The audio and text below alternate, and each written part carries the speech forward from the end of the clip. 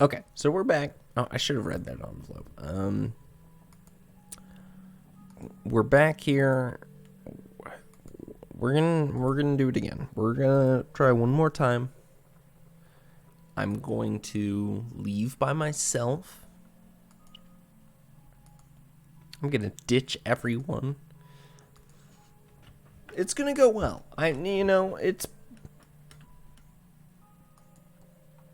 It's probably gonna be the best option out of the three. Let's be honest.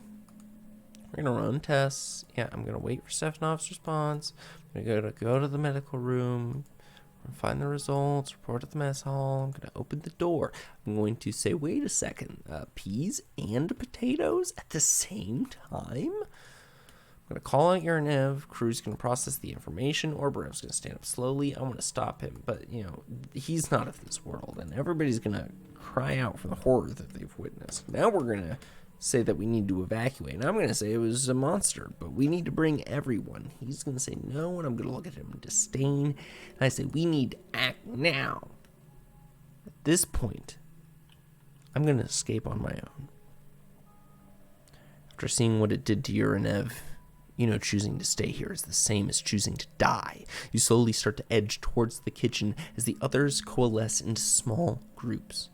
No one seems to notice you. They are too busy watching Obarev and whispering amongst themselves.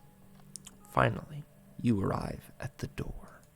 Open the door. You enter the kitchen and race towards the cupboards. You swing the cupboards open and begin grabbing emergency rations, stuffing them into your coat pocket. When you're done, you leave the room. You exit out the back door and begin running to your room. You see another crew member sneaking around his own. He gives you a knowing nod before briskly walking away. You arrive at the door to your room. You open the door.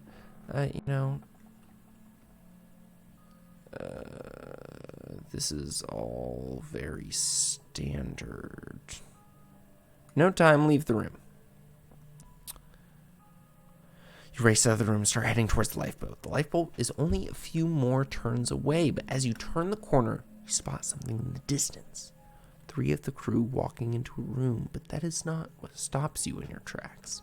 Behind them, there's something more sinister slowly crawling across the ceiling, a hulking mess of wriggling black worm stalks. Of wriggling black worms stalks them and follows them into the room.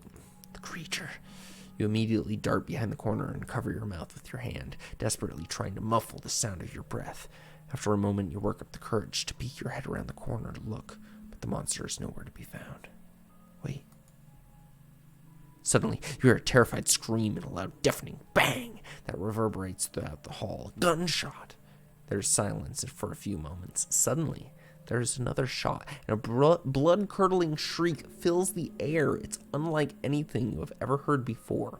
Frightening, wicked, and unearthly. Abruptly, you hear a flurry of whacks, followed by the sound of flesh being sliced. There are a few agonizing screams, and then nothing.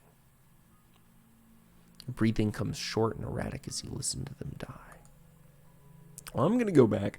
You begin to slowly back away. After the few steps, you turn around and race back the way you came. You will have to go the long way to get to the lifeboat. As you race through the halls, you notice small blood splatters decorate the walls. The creature has been busy.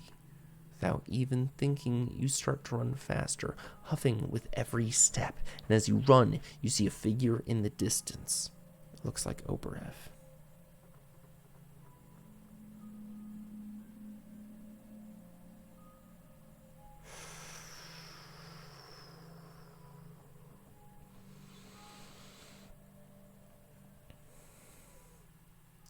I'm going to keep running towards the lifeboat.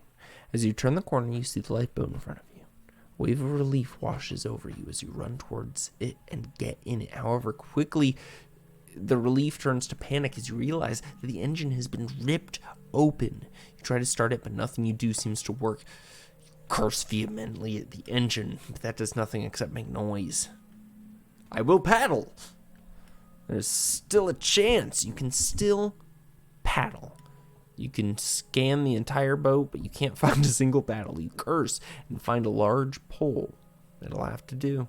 You notice the lifeboat is still locked in place by some sort of release mechanism. There is a switch labeled release. I'm going to flip that switch. There is a loud metallic clanging as the boat jerks forward, but the mechanisms don't release. The bitter cold must have broken the release mechanisms. We knew this. You frantically try to pry open the mechanisms with your bare hands, but the locks won't bulge. In a last-ditch effort, you bang the locks with your fists, your knife, a pipe, but all to no avail. You get out of the lifeboat. You slump down against the wall, defeated. There is no hope. As you sit alone with your thoughts, you begin to realize that Oberev could have fixed the boat, or any of the mechanics. If they had been with you, maybe you could have survived. You could have seen your daughter again. Your vision grows blurry as tears begin to well up in your eyes. You let out a frustrated yell. Your yell is answered by a low roar. You realize it's from the monster, but you have already accepted defeat and don't try to run. You bury your face in your hands. You can hear footsteps approaching you, but you don't look up. There's a hissing noise and you feel a firm tug on the back of your clothes. You're lifted up off the floor, and as you're looking up at your captor, you see a black mass of ever-mutating worm-like strands. It is both solid and shapeless at the same time. You look into its black, soulless eyes, and then close yours. Lets out a blood-curdling shriek. Stab it! Take out your knife and attempt to drive it through the creature's head. However, the writhing black worms form a hole before the blade even hits, almost as if each one was purposefully avoiding the blade. The creature howls at you. This is it. You accept your fate as the creature opens its mouth. There is another blood-curdling shriek as you are enshrouded in darkness and in silence. For a few moments you hear nothing, see nothing, feel nothing.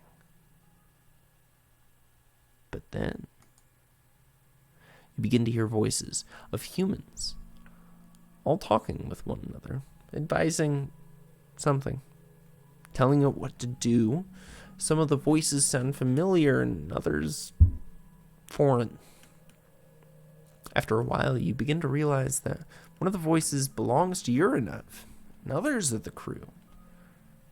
Their voices comfort you. The black void clears. Slowly, the darkness surrounding you begins to fade, and you can see the halls of the ship begin to walk towards the captain's quarters. As you look down, you see a writhing mass of black worms where your hands should be. It slowly becomes a hand. You begin to realize what you have become. That you're no longer you, but we. And we are hungry. Well, that is that. I think that is the entirety of the Peresmeshnik. Thank you, Sean Arnold. This was fun. I got this on Steam. Feel free to download it. Fun with the family. Not spooky at all. Here, let's just that's just for you guys.